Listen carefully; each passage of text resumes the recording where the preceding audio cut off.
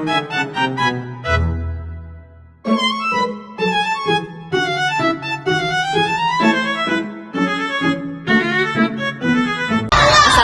warahmatullahi wabarakatuh. Perkenalkan, nama saya Anjalia Mafina dengan NPM 204-230-188.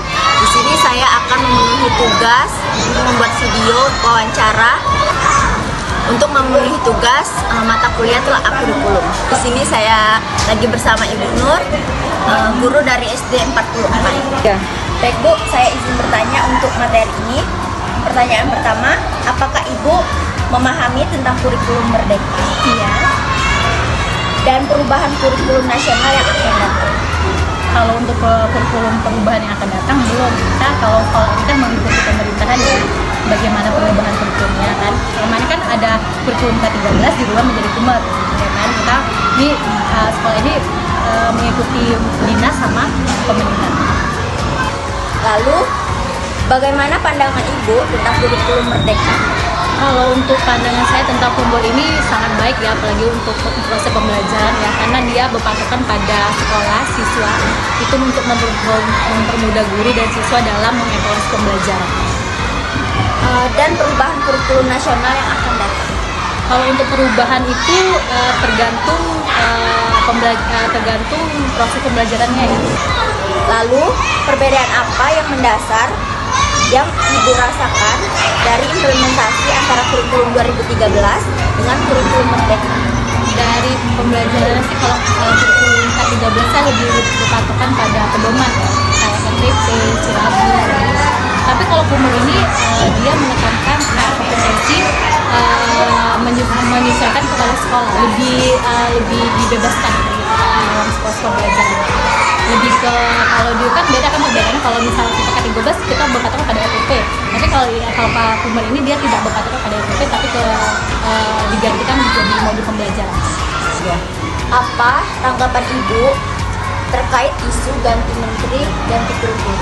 Kalau menurut saya pribadi itu belum setuju ya, karena kan kalau misalnya kita ganti kurikulum itu berarti kita mengubah mindset proses pembelajaran kan, yang dari awal kita udah rancang untuk anak-anak, kemudian langsung diganti kurikulum itu kan kayak apa ya, guru belum siap, apalagi jangan kan guru, peserta didik aja belum siap untuk menerima perubahan kurikulum itu kan. Jadi seperti itu sih menurut saya. Dan apakah sekolah Ibu telah menerapkan kurikulum Merdeka secara ideal? Iya. Tema apa yang paling sering dipilih dalam implementasi P5 pada kurikulum Merdeka? Kalau kemarin untuk P5 semester 1 kami ambil tentang pengolahan sampah. Jadi itu kami buat judulnya sampahku adalah kreasiku.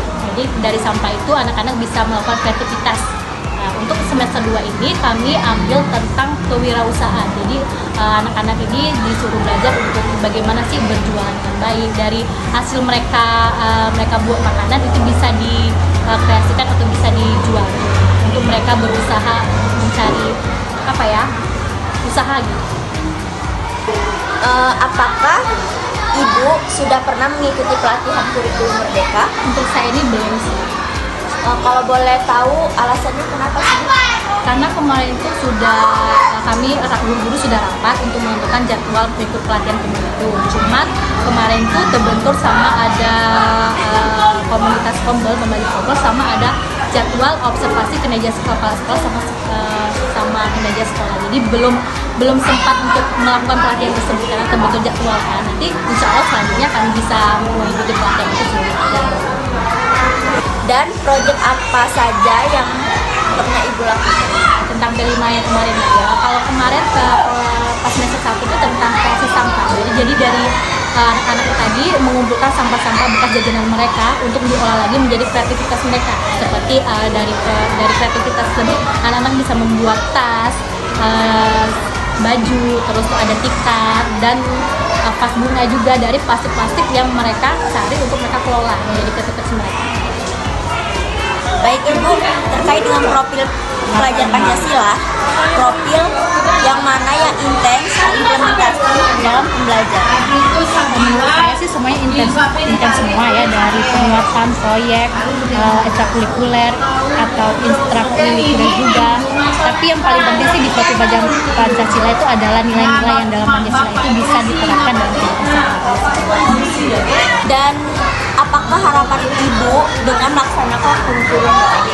Kalau harapan saya sih adanya kemajuan sama perubahan terhadap proses pembelajaran anak ya. Jadi anak itu bisa berubah dalam gaya belajarnya, pola pikirnya juga pola pikirnya juga mindset itu dirubah.